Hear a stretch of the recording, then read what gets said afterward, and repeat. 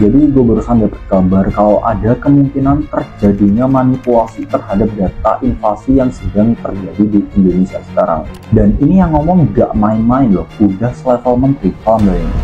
Setiap kita memberikan reward kepada mereka dan juga otomatis punishment termasuk tadi penggantian PJ. Sekarang saya mendapat modus baru gitu. Modus barunya rekan-rekan kepala daerah ini langsung datangin kantor BPS di kantor kabupaten kota masing-masing. Iya. Tolong dong bikin angkanya bagus kami. Begitu. Iya. Jadi dan rekan-rekan harus hafal, mereka juga tahu ngintipin BPS kalau nggak dia bisa diajak kerjasama supaya bagus. Dia ngintipin BPS tuh biasanya ngambil sampelnya pasar mana aja. Betul. Saya udah tahu modus-modus kepala daerah itu. Oh, ini biasanya di pasar ini dan di pasar ini 2 kali seminggu. Begitu dia tahu BPS mau masuk, cepet-cepet dia buat gerakan pasar murah di daerah itu supaya harganya turun. Jadi di video kali ini gue bakal bahas topik yang agak kontroversial tapi penting banget bagi kita sebagai rakyat Indonesia. Karena ini sangat mempengaruhi masa depan ekonomi negara kita. Mau nggak mau, kita sebagai rakyat itu bakalan kena dampaknya. Dampaknya kalau emang beneran terjadi pemalsuan data inflasi itu fatal banget. Selain banyaknya perusahaan yang bangkrut akibat nggak bisa beradaptasi karena pemalsuan data inflasi, para investor asing maupun lokal itu bakal kehilangan kepercayaan terhadap Indonesia. Apa jadinya kalau data inflasi itu nggak sesuai sama kenyataan? Apa dampak buat ekonomi kita? Sebelum kita masuk ke pembahasan utamanya, kalian harus tahu dulu apa itu inflasi. Jadi inflasi itu adalah kenaikan harga barang dan jasa secara keseluruhan, di mana semua harga barang dan jasa itu mengalami kenaikan. Sebenarnya kalau inflasi cuma 2% itu malah sehat bagi ekonomi kita. Cuman masalahnya kalau udah 50% atau bahkan lebih itu yang berbahaya. Sesimpel kita ambil contoh dari harga beras. Tahun lalu harga 1 kg beras itu 10.000. Sekarang harganya jadi 11.000. Itu artinya terjadi inflasi sebesar 10%. Tapi kalau harganya naik 50% atau bahkan lebih, itu baru inflasi yang enggak sehat. Ada juga contoh inflasi yang enggak sehat dari Venezuela, di mana inflasi melonjak hingga ribuan persen. Ini karena harga barang-barang pokok naik terus-menerus setiap harinya. Akibatnya, orang-orang nggak bisa beli kebutuhan dasar sekalipun. Dan karena nggak ada yang belanja, ekonomi pun jadi kacau. Tapi gimana jadinya kalau angka inflasi yang dilaporkan itu enggak sesuai sama kenyataan? Nah, itu yang kita sebut dengan pemalsuan data inflasi. Kadang negara atau pemerintahan itu sering tergoda buat mainin angka inflasi ini biar nggak kena kritik sama masyarakat maupun investor. Misalnya yang terjadi di Argentina pada tahun 2007 sampai 2015.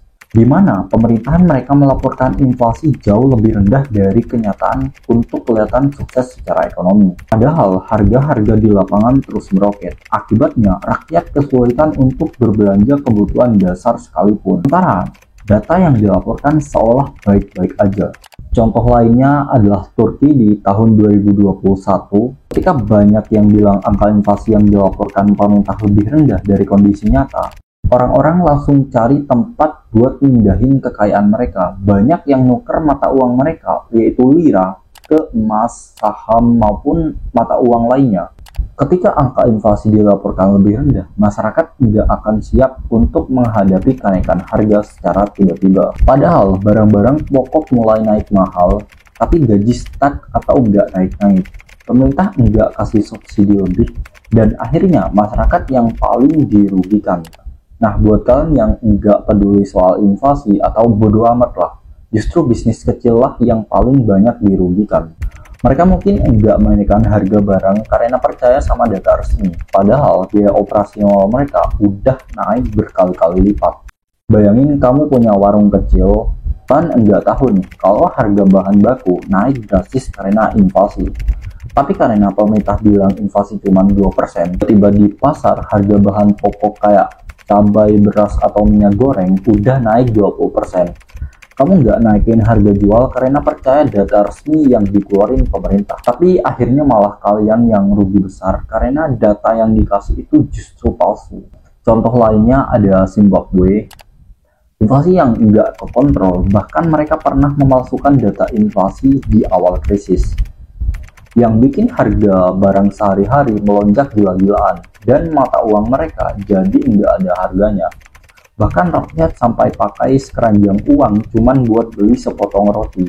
Kalian bisa bayangin segila apa inflasi yang terjadi di Zimbabwe. Kalau sampai data inflasi yang dilaporkan itu palsu, para investor asing khususnya yang dari luar negeri itu bakal kehilangan kepercayaan terhadap negara tersebut. Akibatnya investasi asing bakalan menurun dan banyak lapangan pekerjaan yang tutup gara-gara pemalsuan data inflasi. Negara kayak Yunani juga pernah ngasih data palsu ke Uni Eropa. Ketika kebohongan itu terbongkar, seluruh pasar global langsung kehilangan kepercayaan sama Yunani.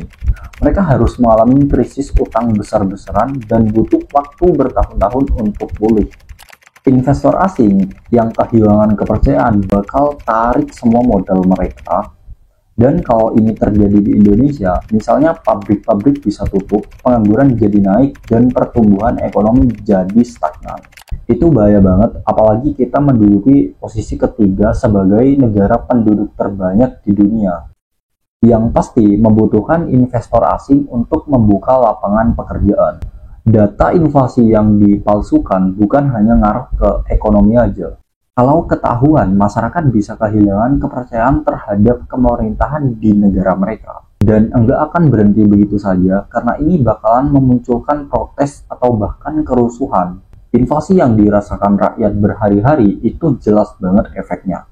Jadi ketika angka yang dilaporkan pemerintah jauh dari realitas, kepercayaan masyarakat akan runtuh. Di Venezuela, pemerintah memalsukan data inflasi selama bertahun-tahun. Akhirnya, rakyat bangkit, terjadi protes besar-besaran karena mereka merasa pemerintah enggak ngurus ekonomi dengan baik. Bahkan sampai hari ini, Venezuela masih dilanda krisis ekonomi yang berat.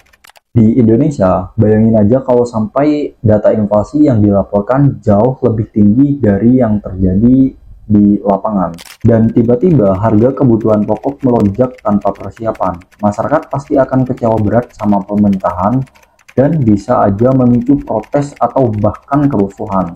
Jadi gimana cara kita menghindari pemalsuan data inflasi ini? Salah satu kuncinya adalah transparansi. Pemerintah harus memastikan bahwa lembaga seperti Badan Pusat Statistik atau BPS bekerja secara independen tanpa intervensi politik. Selain itu, ada juga peran lembaga swasta dan akademisi buat ngasih data perbandingan biar kita bisa cek ulang apakah data inflasi yang dilaporkan itu akurat atau enggak. Di negara-negara maju seperti Jerman atau US, ekonomi mereka dikumpulkan dan dilaporkan oleh lembaga independen yang enggak bisa ditekan oleh pemerintahan. Hal ini menjaga kredibilitas dan data ekonomi mereka dan negara jadi lebih dipercaya oleh investor. Contoh lainnya adalah Jepang. Meskipun pernah mengalami masalah deflasi, mereka berhasil bangkit karena data yang mereka gunakan itu akurat dan kebijakan pemerintah jadi tepat sasaran.